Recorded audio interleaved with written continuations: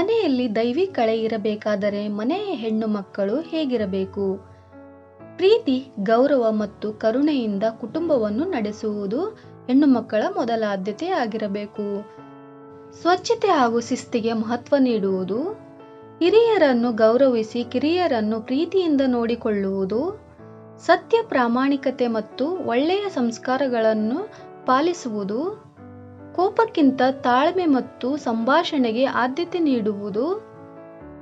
ಕುಟುಂಬದ ಎಲ್ಲ ಸದಸ್ಯರು ಪರಸ್ಪರ ಸಹಕಾರ, ಗೌರವ ಮತ್ತು ಜವಾಬ್ದಾರಿಯಿಂದ ವರ್ತಿಸಿದಾಗ ಮನೆಯ ವಾತಾವರಣ ಹೆಚ್ಚು ಶಾಂತಿಯುತವಾಗಿರುತ್ತದೆ.